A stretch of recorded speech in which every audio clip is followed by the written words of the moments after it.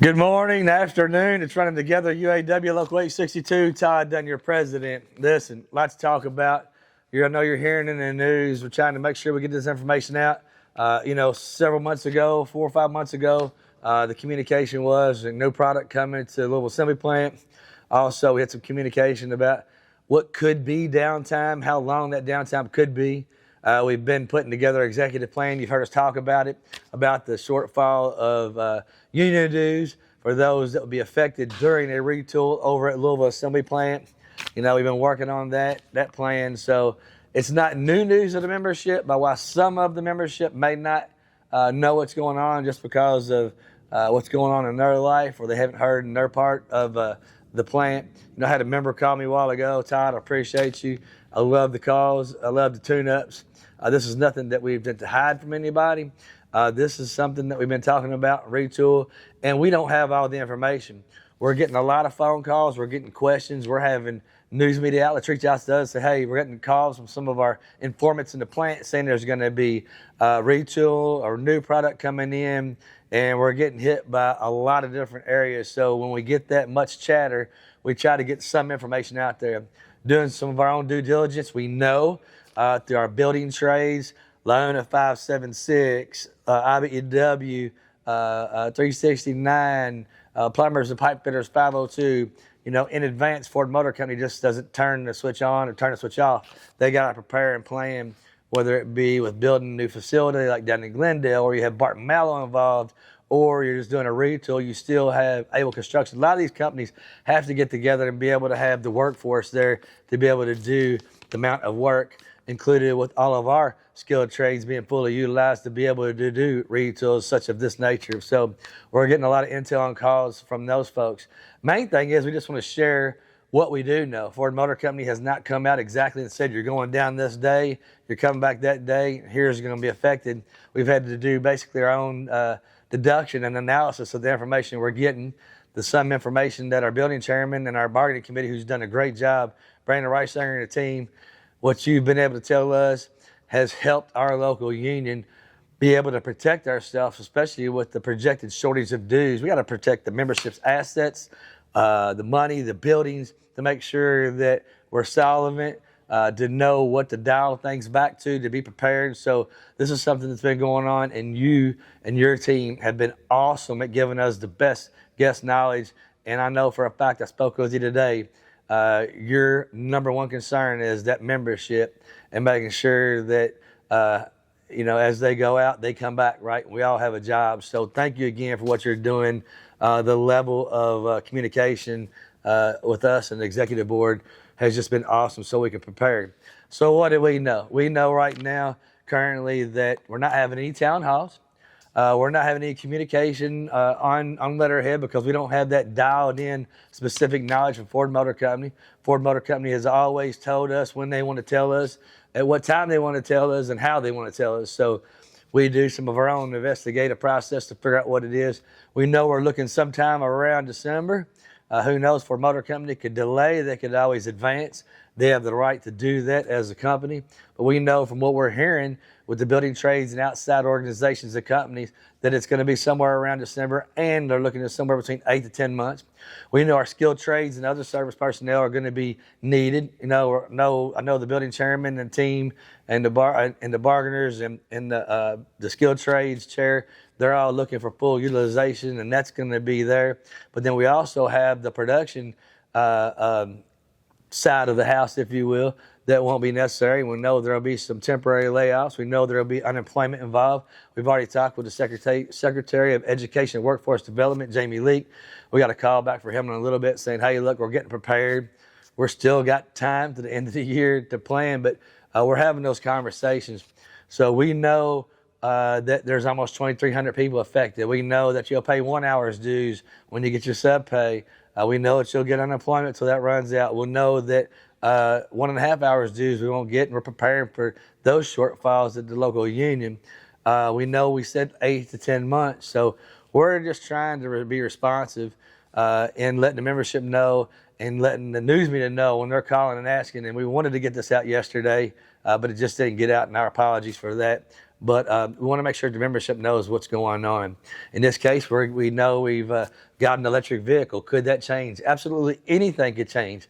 Something that can be added. Who knows what can happen? But we know right now the Ford Motor Company is planning on building an all-electric model unit, i.e. we got Glendale right down the road.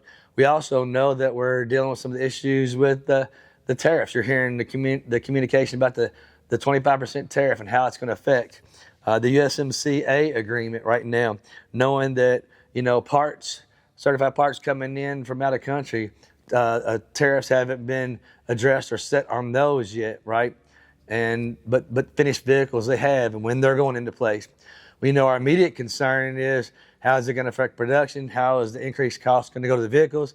How is it going to deal with the consumer? How the consumer is going to continue to buy the vehicles at the same rate?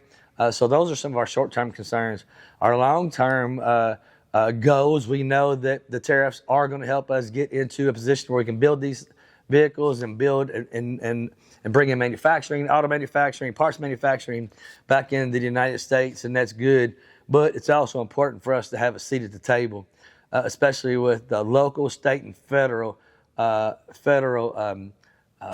government, right, in our administration, making sure that, some things we don't see eye to eye on, some things we do, but as long as we're doing the right thing for our country, doing the right thing for the citizens of our country, doing the right things for our companies we work for, the organizations we are a part of, and trying to leave it better than we found it, and putting our members, right, and the workforce up front first, close and personal, to make sure that our interests and their interests are aligned and the same.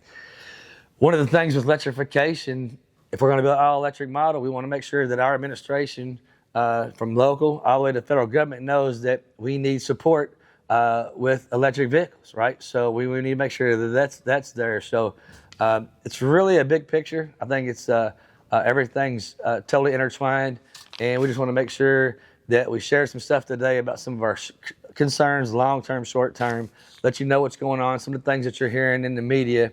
And we know as of right now, the current model we're building at the Louisville Assembly Plant is set to sunset. Anything can change. Ford Motor Company is not coming out with an exact play-by-play for us yet, but we're trying to share as much information we know and try to answer some questions at the same time. Only thing that we cannot do and won't do is tell you make up some type of a guesstimation of what we think is going to happen. We're just going off on what we know and sharing that to the best of our ability. I want to transition a little bit to something new we're implementing. Myself and Vice President Shekels had some discussion in the past couple of weeks. We're moving to a Local 862 Dunn Shekels Wednesdays. So that's your president, your vice president. We're going to alternate halls on Wednesdays. We're going to have X amount of time that we're at the hall and X amount of time we're in the plant. We will not share or try to help in any way with collective bargaining. That's not why we're there. We're there to give some transparency on things going on with Local 862, duties that we have to have, whether it be GLCLC, Labor Roundtable, a crisis fund, labor management meetings, labor liaison meetings with the mayor, trying to share some of the things that we do outside of just basic local UAW 862 administrative duties that all tie together, and share a little bit about that, membership updates, etc. Also, one of the most important things we want to do is we're going to do a member spotlight. You may have one of us come in your area and have a discussion with you, and we're asking some of our members to share some of the things about themselves, how long they've worked at Ford Motor Company, been a UAW member, if they've had to transfer from somewhere, if they're multi-generational Ford employees, UAW, how long UAW membership's been in their family, as lives, if you will, anything special, anything to recognize, might be a self-made, a side hustle, and you have a business, a food truck, what have you. Just want to know a little bit about our members and share a little bit about you and the workforce, but also engage some of the things that our membership's been asking for, and we're going to start that next Wednesday. And like I said, myself and Vice President Shekels on Dunn Shekels Wednesdays will alternate plants next week. I know I'll be starting out at the Kentucky Truck Plant, and actually our JLL Urus unit actually asked us to come and spend some time in their area as our first Wednesday in, and we will. So be looking for those updates, especially this weather. We got some really rough weather coming in. I hear the roof and the panels in the hall are shaking. There's some serious weather coming in. There's 3 rounds. Vice President Shegels, if we can we put that DOS packet that we got from the deputy mayor, that sheriff's executive board out possibly on our spoke as well, just so our membership will see some of the things that we do and some of the information that we get and intel we share with the membership.